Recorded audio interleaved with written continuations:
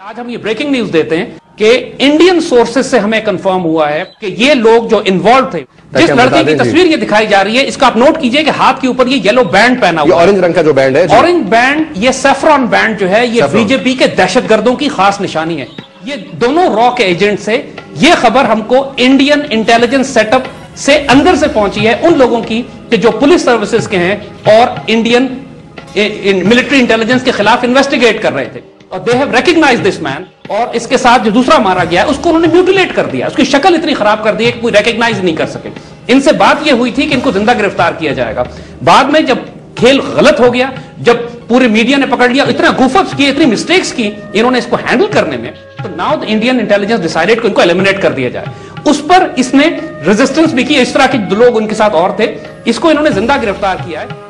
जैसा देख रहे हैं तस्वीर, ये जो लड़का है जिसके हाथ पे ऑरेंज बैंड है और ये बैग्स लेके जा रहा है, उसके हाथ में गालिबन एक गन भी है। आप इसको एनालाइज कीजिए, इसकी शक्ल भी पाकिस्तानी नहीं है। ये कोई पाकिस्तानी मुसलमान की शक्ल ये नहीं होती। इस लड़के का इंडियन फेस है, because we understand the difference. और ये बहुत सुकून से वॉक करता हुआ जा रहा है। देखिए, ये कोई ऐसे, इसकी अगर आप नीचे लॉबी में अगर आप इसकी तस्वीर देखिए, नीचे वाली तस्वीर अगर आप दिखाएं तो उसमें इसके चेहरे पर कोई खौफ नहीं है, कोई पैनिक नहीं है। और ये भी इंडियन मीडिया रिपोर्ट कर रहा है कि इन लोगों ने यहां पे दहशतगर्दी शुरू करने से पहले कैफे में बैठ के शराबें पी हैं, इनके बैकपैक से शराब की बोतलें निकली हैं। कोई मुसलमान मुजाहिद जो जिहाद पे जा रहा और शहीद होने जा रहा, वो अपने बैकपैक में शराब की बोतलें नहीं रखेगा।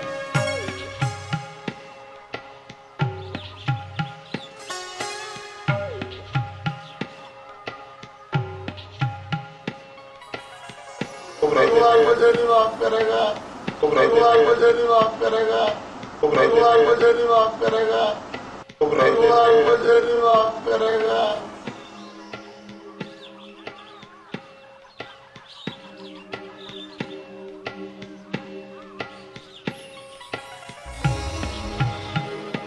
हमारे घर वालों को पैसा देता है। कितना पैसा देता है?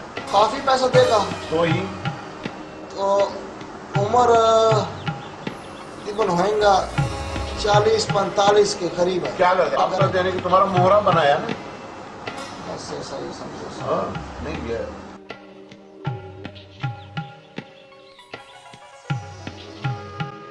You see, the Mumbai thing happened on 27th, 28th of November. Before that, for quite some time, a massive wave of terrorism was going on in India. Non-Hindus and minorities, for the last so many years, the Indians have been waging a terror campaign within India and blaming it on Muslims.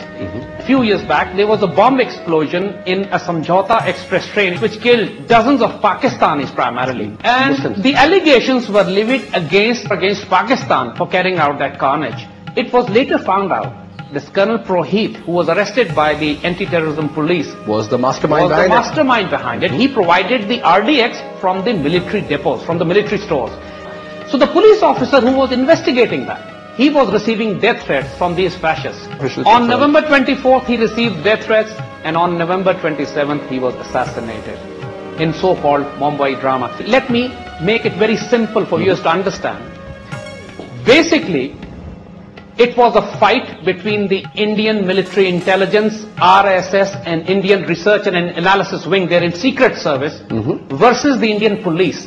Now, this was the reason, the fact that in November, one after another, their entire cadre was being arrested by Kurkure, it created an urgency within the Indian security establishment to stage a drama.